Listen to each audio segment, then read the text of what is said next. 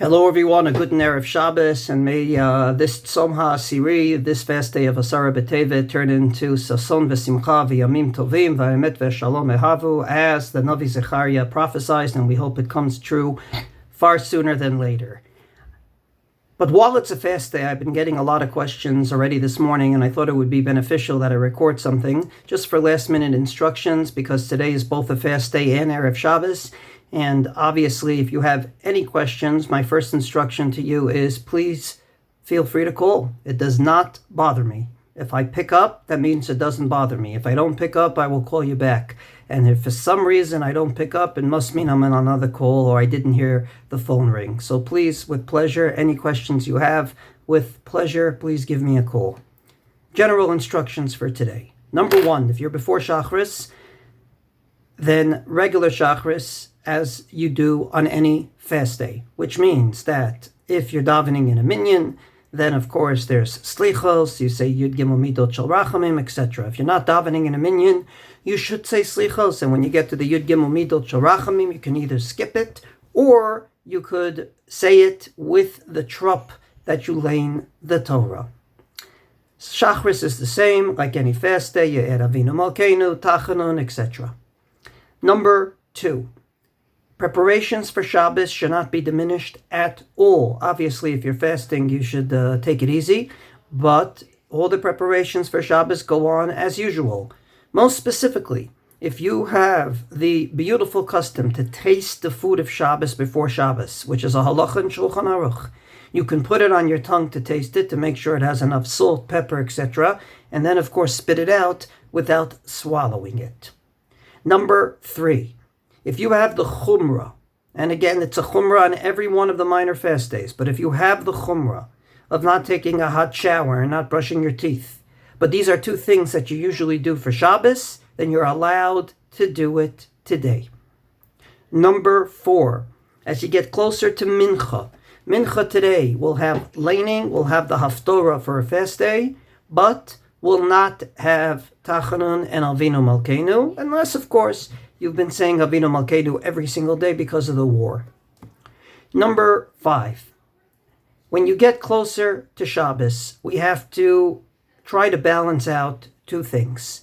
On the one hand, the halacha, as paskin by the Ramah, is that we complete the fast day till Tzeit HaKochavim. So I'm talking to you from Israel. That means 5:15 this evening. On the other hand, it's usher to fast on Shabbos. As a matter of fact, it might even be usher to come into Shabbos fasting.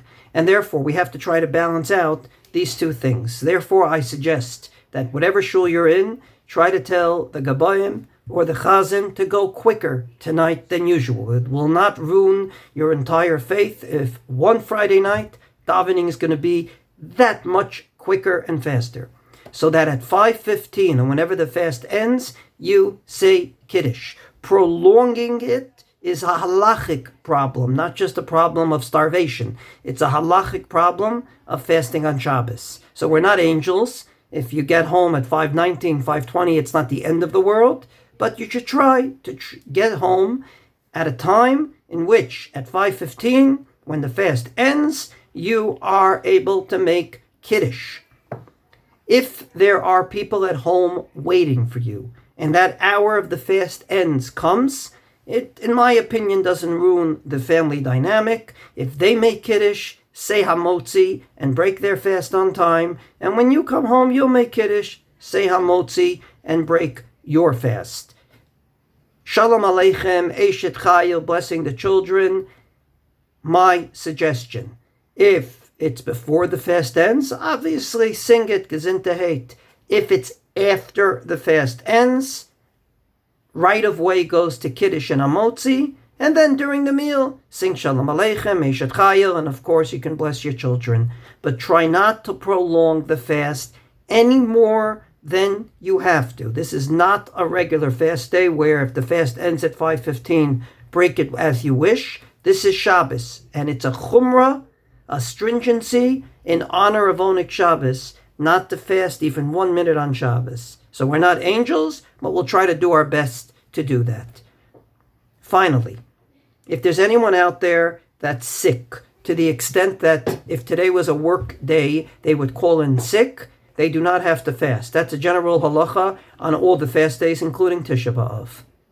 Outside of Yom Kippur, that is the halacha. Choleh she'ein bo sakana does not have to fast. If you have anything under that, you have a cold, you can manage, but, very uncomfortable, you should consult with a rabbi today, simply because today is Friday. And there are opinions that say that the fast can be broken earlier, and therefore those opinions can be utilized in cases of great need. So therefore, if there is a need, I would suggest to please call your local rabbi and ask him. Do not hesitate, don't be a hero. Try to keep the halacha as it should be kept. Namely, if perhaps you're not obligated and exempt from fasting, then you should take that exemption. That's part of being a Jew. It's not just fasting when you can, but it's also not fasting when you cannot. With that, I wish everyone two things. Number one, may all these halachot be a thing of the past and we should never fast again on Asara B'Tevet. And number two, wishing everyone a Shabbat Shalom. I think we're in a very unique day in which we get a glimpse of what it's going to be like when these days turn into Yomim Tovim, in the sense of we unfortunately are fasting, but the end of the day will be one of the Moadei Hashem as we will go into Shabbos. Wishing everyone a Shabbat Shalom and a Tzom Kal Umo'il, an easy yet significant and useful fast.